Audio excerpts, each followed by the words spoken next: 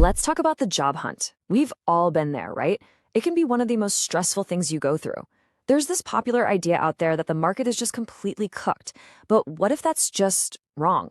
Today, we're going to dive into a framework that flips that whole idea on its head and gives you a new way to think about landing your next job.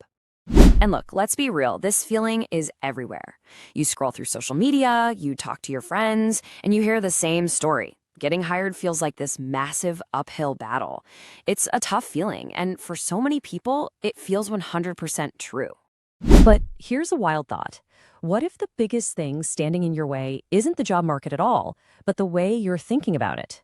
What if believing it's impossible is the very thing that makes it impossible? Okay, so first things first, let's dig into that idea. Let's actually tackle it head on. Is the job market really as hopeless as everyone online seems to think it is? I mean, we've all seen posts like this, right? The entry-level job that somehow requires a decade of senior-level experience. They're ridiculous, they're frustrating, and they feel so incredibly current. But here's the kicker. People have been complaining about this exact same stuff for years. This isn't some new 2024 problem. It's just a timeless, weird part of looking for a job. But let's get past the feelings and look at some hard data. When this framework was being put together, the U.S. unemployment rate was sitting at about 4.2%. Now, just stop and think about that for a second. That means for every 100 people able to work, 96 of them had a job. That one number really starts to challenge this idea that jobs are impossible to find. So if that's true, why does it feel like everyone is unemployed? Well, this leads to a really fascinating idea called the unemployed internet theory. Basically, people with 9-to-5 jobs are busy, working. They're not posting on LinkedIn all day. So your feed naturally gets filled up with content from students, creators, and people who are looking for work. It creates this echo chamber that can seriously warp your sense of reality. Okay, so if our perception is a huge piece of the puzzle, let's talk about the solution. And it all starts inside your own head. It starts with winning the mind game. This all boils down to a really powerful psychological concept, the self-fulfilling prophecy. All it means is that what you believe is going to happen, well, you tend to make it happen through your actions. Your belief drives your behavior, and then your behavior turns around and proves your original belief right. And this slide lays it out perfectly. There are two paths you can go down. Over on the left, you've got the vicious cycle. You think the market is cooked, so you don't try as hard. You get more rejections, and boom, your belief is confirmed. But then look at the right, the virtuous cycle.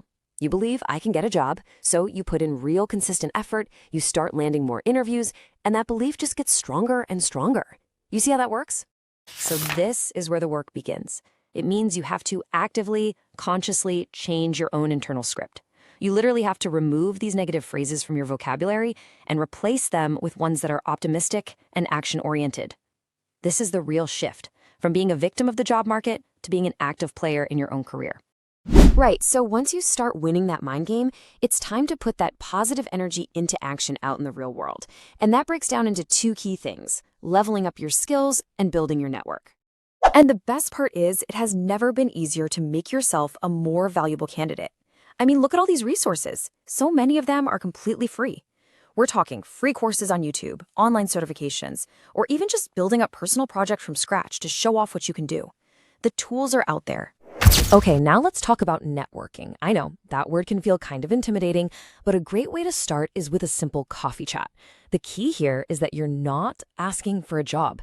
It's just a low-pressure chat to learn from somebody who's already doing what you want to do. And the process is so simple. You just find people on a site like LinkedIn, send a really polite message asking for a bit of their time just to learn from their experience, and then, this is the important part, you focus on building a real, genuine connection. It's about learning, not taking. That's how you build a real network, one conversation at a time. All right, your mindset is right, your skills are growing, you're making connections. It's time for the final piece of the puzzle, the actual practical playbook for how to apply for jobs. Okay, listen up, because this might be the single biggest tactical advantage you can have: speed. The vast majority of companies start interviewing the very first wave of qualified applicants they get. So just by being one of the first people to get your application in, you dramatically increase your odds of getting noticed before that hiring manager gets totally swamped. Next up, let's talk about your resume. A huge mistake people make is they just list their responsibilities, what they were supposed to do. Don't do that. Instead, you need to frame everything in terms of what you accomplished. So, manage the company blog becomes increased organic blog traffic by 25%. See the difference? One is a task, the other is a result. It proves the value you can bring. So let's just put this all together in a quick little checklist for success. Apply to jobs posted in the last 24 hours. Keep your resumes simple and clean. One page is best. Make sure you're matching keywords from the job description. Use autofill tools to save yourself a ton of time. Keep track of everything in a spreadsheet. And of course, if you have a connection anywhere, always ask for a referral. So let's bring it all home. You've got the mindset, the skills, the tactics, and it all leads to one final, really powerful belief. At the end of the day, the job search is a numbers game, but it's also a game of persistence. Plain and simple. Every single no is just a data point. It's not the end of the road.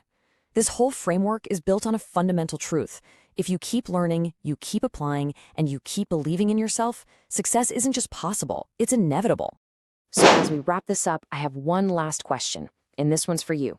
After everything we've just talked about, from your mindset and your vocabulary to your skills and your application strategy, what is the one single thing you are going to do today to move yourself forward?